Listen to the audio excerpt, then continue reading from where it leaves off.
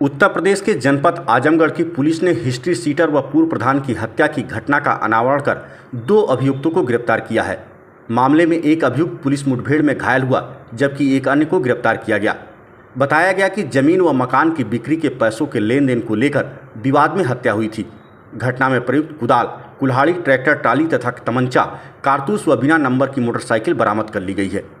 बताया गया कि पुलिस की विवेचना तथा कार्रवाई के क्रम में सूचना मिली कि पूर्व प्रधान की हत्या में शामिल दोनों अभियुक्त गोपालगंज तिराहे से मठ गोविंद की तरफ आ रहे हैं।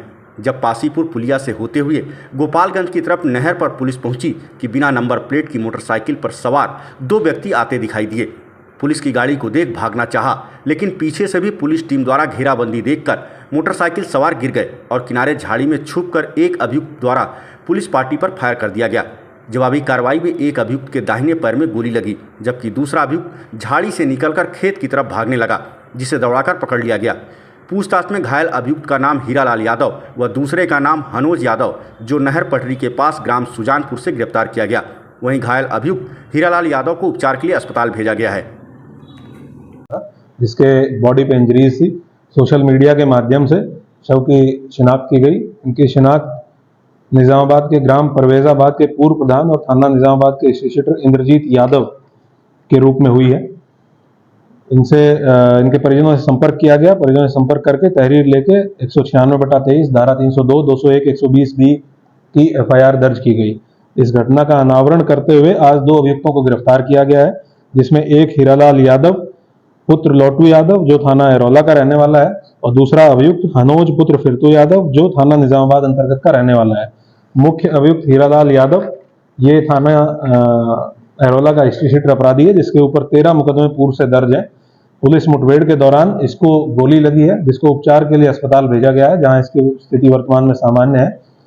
इनसे पूछताछ में ये बात प्रकाश में आई है कि जो मृतक इंद्रजीत यादव है, इसके द्वारा अभियुक्त हनोज यादव की बहन कमला देवी को लगभग 20-25 साल से तथाकथित पत्नी के रूप में रखा जा रहा था। और ये जो जहाँ पे ये रहती थी, वो आजमगढ़ में जुनैदगंज चौराहे के पास जमीन और उसके साथ साथ मकान खरीद के उनके नाम से किया हुआ था।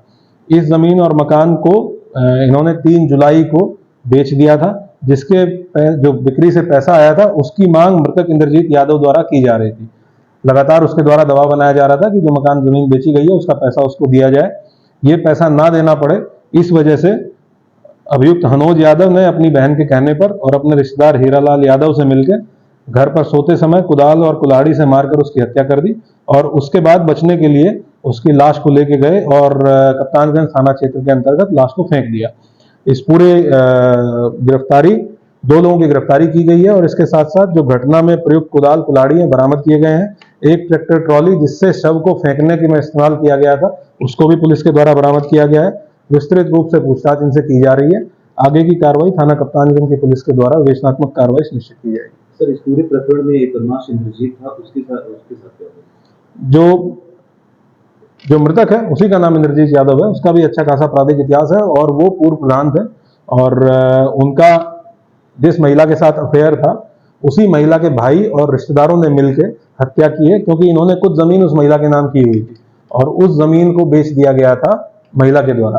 तो जो मृतक है उसका दबाव था कि ये जो पैसा है, उस जमीन के बेचने से जो पैसा है वो उसको दिया जाए, पैसा ना दिया जाए, पैसा ना उनको देना पड़े, इसी वजह से ये हत्या की गई।